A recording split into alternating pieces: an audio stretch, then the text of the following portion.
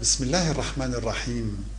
يقول تبارك وتعالى في كتابه الكريم: فلا أقسم بالخنس الجوار الكنس والليل إذا عسعس والصبح إذا تنفس إنه لقول رسول كريم. هذا النص القرآني الكريم يحوي معجزة كونية لم تنكشف إلا في نهايات القرن العشرين. فعندما درس العلماء أسرار هذا الكون رأوا فيه عجائب كثيرة، ووجدوا فيه أنواعا كثيرة من النجوم والمجرات تملأ هذا الكون. ولكن وربما يكون من أغرب الاكتشافات الكونية ما يسميه العلماء الثقوب السوداء. فما هي حقيقة هذه الثقوب وكيف تتشكل وكيف أشار إليها القرآن الكريم قبل 14 قرنا بمنتهى الدقة والوضوح والبيان؟ في منتصف القرن العشرين بدأ العلماء يقترحون وجود نجوم لا ترى، نجوم ثقيلة جدا ولكنها غير مرئية تؤثر على حركة النجوم القريبة منها. وبعد دراسات كونية طويلة ومراقبات استمرت عشرات السنين استخدم فيها العلماء المراصد الكونية المتوضعة في الغلاف الجوي للأرض أو خارج الغلاف الجوي للأرض، وجدوا أن الثقب الأسود يتشكل بنتيجة انفجار أحد النجوم الثقيلة.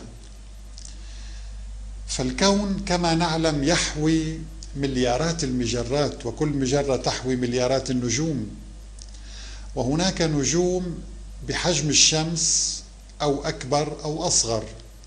وعندما يكون النجم ثقيلا جدا أي أكثر من وزن الشمس ب20 ضعفا تقريبا، فإن هذا النجم في نهاية حياته ينفجر على نفسه، تستنفذ طاقاته ووقوده ويبدأ بالانفجار ويتهاوى على نفسه وتنضغط مادته وترتفع درجة الحرارة ملايين الدرجات المئوية، ويتشكل ما يسميه العلماء بالثقب الأسود.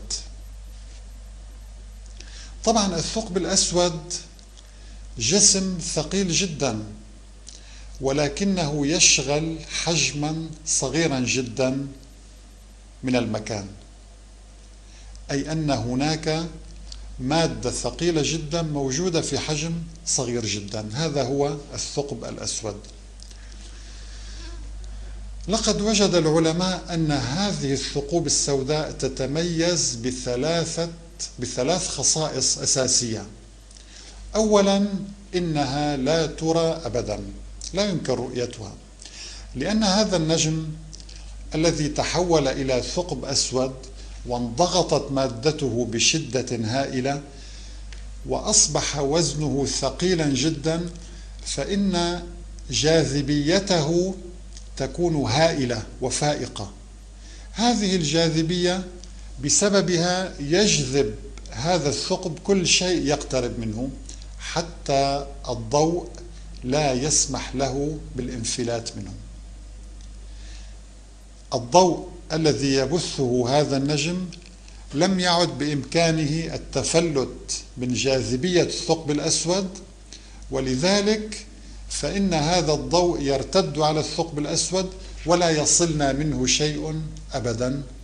ولكننا بالحسابات الفلكية نستطيع الإحساس بأن هناك ثقب أسود في مركز هذه المجرة يؤثر على النجوم والكواكب المحيطة به. هذه الحقيقة الأولى التي تتعلق بالثقوب السوداء. الحقيقة الثانية أن هذه الثقوب السوداء تسير بسرعات هائلة، مئات أو آلاف الكيلومترات في الثانية الواحدة، فهي تجري بسرعة ليست ثابتة، تجري وتدور حول نفسها أيضا.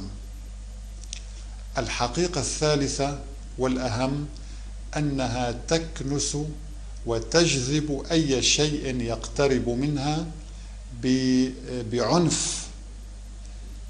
يعني لو أن كرتنا الأرضية اقتربت من ثقب أسود ابتلعها خلال زمن قليل. يعني لذلك يسميه العلماء، يسمون هذه الثقوب السوداء يسمونها المكانس الكونية. المكانس الكونية. العجيب أن القرآن العظيم لخص لنا هذا الاكتشاف الذي استغرق ربما أكثر من 50 سنة، لخصه لنا ب3 كلمات في قمة البلاغة والإيجاز والإعجاز، في قوله تعالى: فلا أقسم بالخنس الجوار الكنس.